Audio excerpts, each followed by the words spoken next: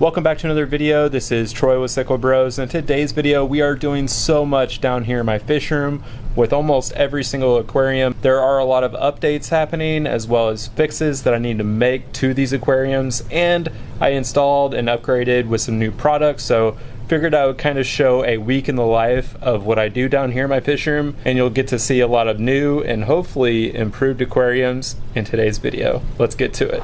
First of all, starting with my 180 gallon aquarium with my South American cichlids. This is a relatively straightforward update.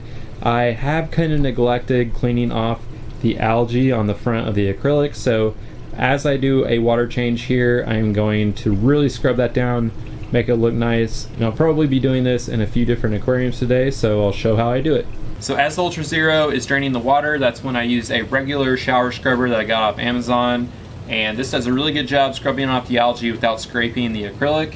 And there's quite a lot of algae here because I've neglected this tank just a little bit, so let's get to it.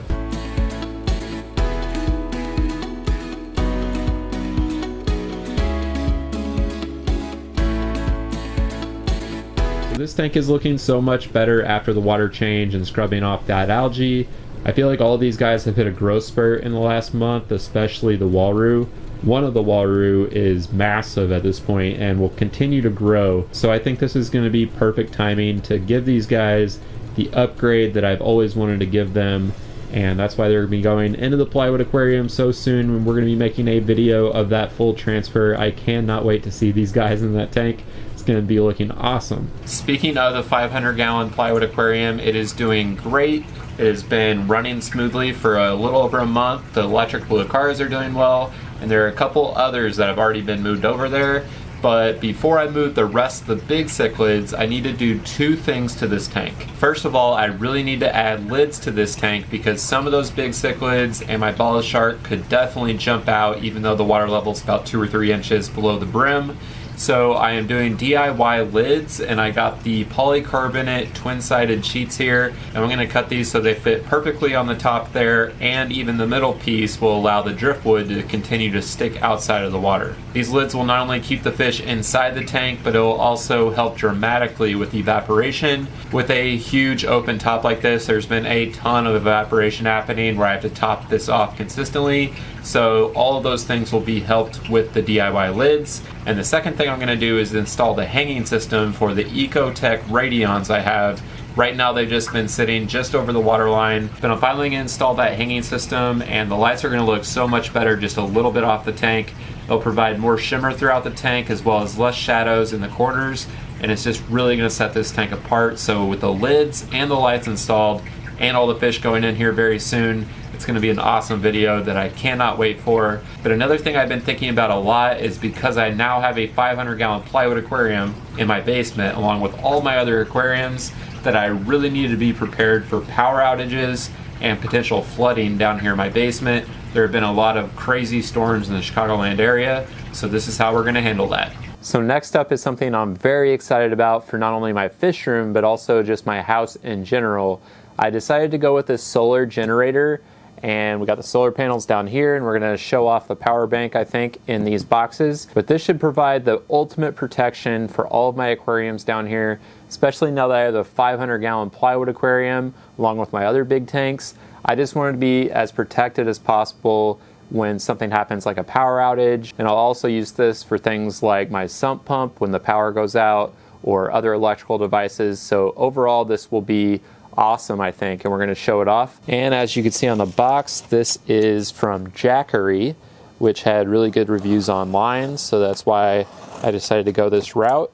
And I believe right now there's a discount, so if you were going to get the same type of generator, you could get a pretty good discount. This thing is a total investment. Like I said, it's not just for my aquariums, it's also for my house, but I'll use it primarily for the aquariums. All right, box number one. Now box number two. This is a solar powered generator, so it can be plugged into the wall, but also I can use these solar panels to recharge it. So if the power's out for a long time, that could really help. There's actually a lot of power outages in my area in the Midwest just recently, and there's been bad thunderstorms, so it really sparked me to get this, and I can't wait to try out the solar panels. Okay, so right here we have the Jackery Explorer 2000 Plus. This is a battery pack over here. And of course we have the solar panels. And here we go, let's get out of the box. All right, boom. All right, let's go ahead and turn this guy on. And you can see it comes right out of the box with about 28% of battery life. And you can see all the different outlets here. So if any of my aquariums go out, I can plug in each surge protector here and they can probably run for quite a long time. And I'll probably test how long I can run my entire aquarium, heaters, pumps, everything on this with a full charge. But overall, this will give me a lot of flexibility when it comes to power. If I do have a power outage, I can roll this thing over to my other tanks and kind of mix and match. It has wheels and a little handle here. And also, like I said, if I'm not using it for my aquariums or my house, I can use it for random things like outdoor appliances, uses with my car, or if I'm ever going camping, I could definitely use these things.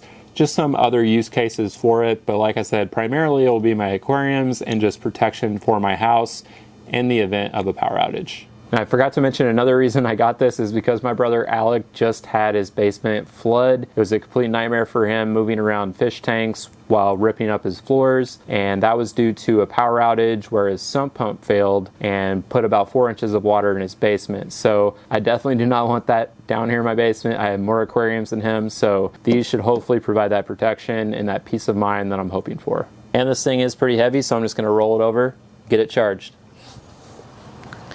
Okay, so I got this guy plugged in and charging just through a wall outlet, but like I mentioned, the solar panels could also do this, and we'll probably test out how fast the solar panels work compared to the outlet here at some point, but initial charge, I'll just do it through the wall, and then we'll see how long the aquarium lasts on this full powered generator. Next up is the 150 gallon aquarium, and this tank has been doing great. I really don't have to do much when maintaining it. I just do about a 20 to 25% water change every 2 months. Because there are so many live plants in here, it's really self-sustaining, which is awesome. The one upgrade I did make on this tank recently is I swapped out the aqua illumination primes and I replaced them with the new Kessel puck style lighting, and I really like the look of these. I kind of wanted to test them and compare them to the AI primes.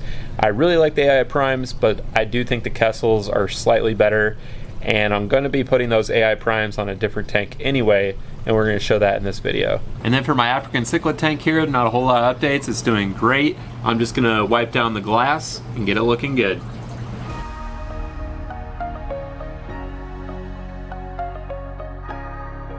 So next up is my 90 gallon discus tank, and this thing was looking rough. It had a ton of algae, especially hair algae, and my excuse here is that I've been traveling so much that the only thing I really did was between trips a quick water change. I didn't even mess with the algae, and it kind of grew in too much, and the lighting was just on a little bit too much for both this tank and the next tank. So I did a much more thorough deep cleaning of this tank during this water change, scrubbing down that really hard green algae that I couldn't get off just by using the flipper magnet there. I actually had to use my hand and get in there.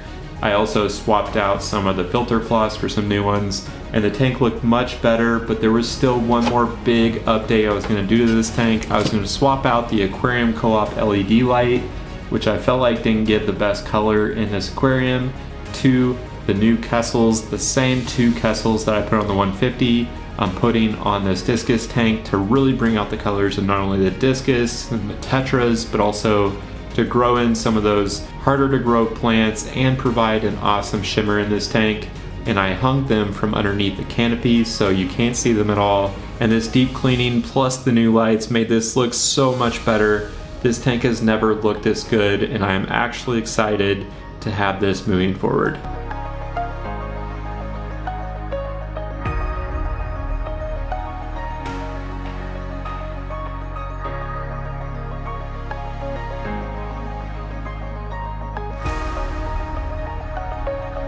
And on a similar note to the discus tank, my saltwater reef tank here, the 15 gallon with my 2 clownfish and the Chicago sunburst anemone, has been doing really well except for the algae.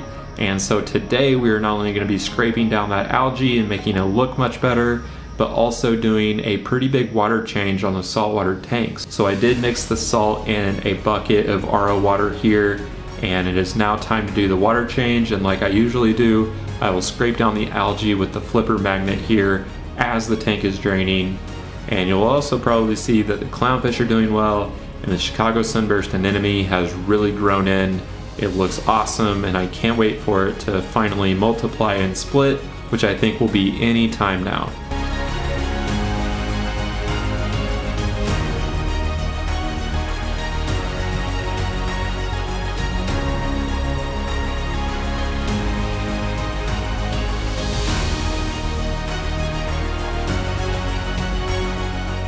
So we got the little saltwater tank looking good, and we were also testing the new generator. I have the surge protector with all the saltwater plugins plugged in here, so about a third of the battery, and we've been running for about 6 hours on this thing. So with all the plugins, the heater, the pump, wave maker, all of that, for one tank would probably last about 20 to 24 hours. You could definitely stretch that out if you just do it periodically, or you unplug a few things like your light that isn't totally required for life support.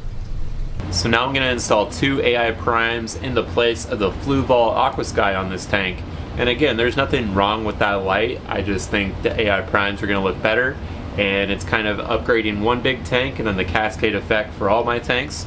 We're trying to improve as much as we can all the time, so let's check it out.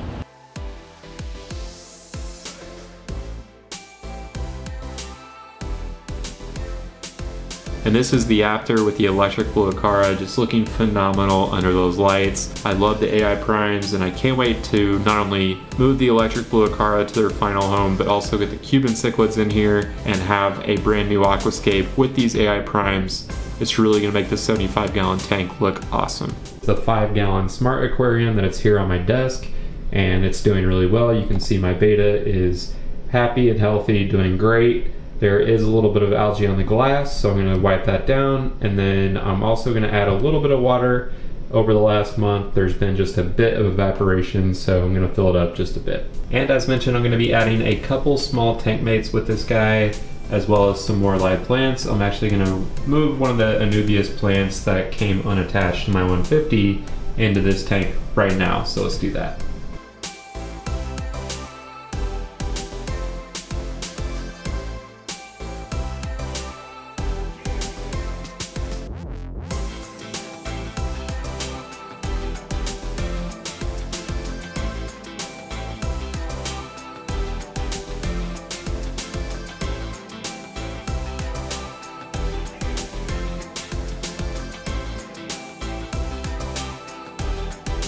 And lastly is my outdoor koi pond, which is about 1,500 gallon with 6 koi, and you can kind of see that it's murky water right now, and that is due to a leak that I found in the waterfall. So I've had to top off this koi pond every couple days, which has been a total pain, but I do think I've found the leak. Right where the water comes over, there is a crack there, so I do need to turn off the pump and the waterfall for the koi pond and silicone a fix on that waterfall.